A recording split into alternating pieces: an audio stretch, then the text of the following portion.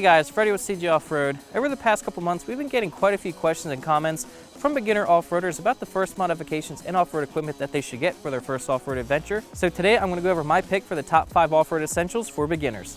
Keep in mind the things we're going to be talking about today are for beginner drivers and mild terrain. There's a completely different list for extreme drivers and terrain. Before we get into the essentials, whenever going off-road, I would highly recommend going in a group. That way, if you or the other person breaks down or gets stuck, you can help each other out. If you're out on the trail alone and something happens, you can be in serious trouble. Help! The very first thing you're going to need when going off-road is a good set of mud or all-terrain tires like what we have on our Jeep and F-150.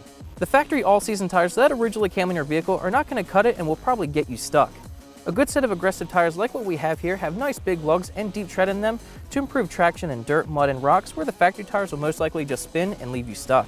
Decreasing the air pressure or airing down your tires will also significantly improve traction, control, and comfort.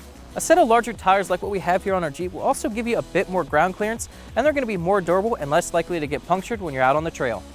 The next thing I would highly recommend is some kind of lift kit. Now there are tons of different types and sizes out there, but anything is better than nothing.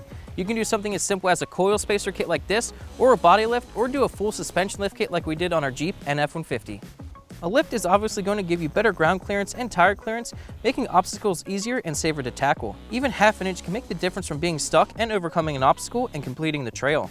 When going through mud and water, a simple lift kit can make the difference of keeping you and your interior wet or dry. What do you think, man? Think we can make it? What are you, stupid? Of course we can make it. Number 3 is very important, but it's only going to be helpful if you have another rig with you out on the trail, and that's some kind of recovery kit. Now, when out on the trail, anything can happen, and before you know it, you'll be stuck, so I would at least recommend a nice kinetic recovery rope and a set of shackles or D-rings. The kinetic recovery rope will allow your rig to be safely pulled out of a ditch or mud, and the shackles or D-rings will allow for the rope to safely attach to your vehicle so that you don't get damage to the vehicle or rope.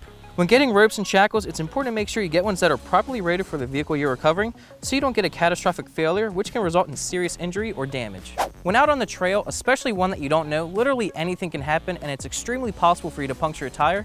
So the next thing on the list I would recommend is a tire repair kit like this, and also an air compressor or an air tank. The tire repair kit will allow you to repair punctures on your tire, which can be caused by almost anything. However, a fixed tire is nothing if there's no air in it, which is why an air compressor or an air tank is also crucial. The compressor and tank will obviously allow you to inflate your tire after it's been repaired, but they'll also allow you to refill your tires if you aired them down for when you're ready to go back on the road. The last thing on our list could actually be a lifesaver. No matter the trail you plan on taking, you should always have at least a basic first aid kit like this and some food and water.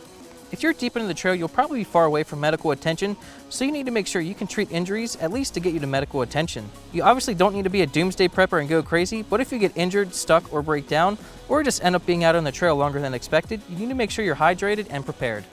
Honestly, this list could be over 100 items long, but this is my pick for the top 5 off-road essentials for the beginner.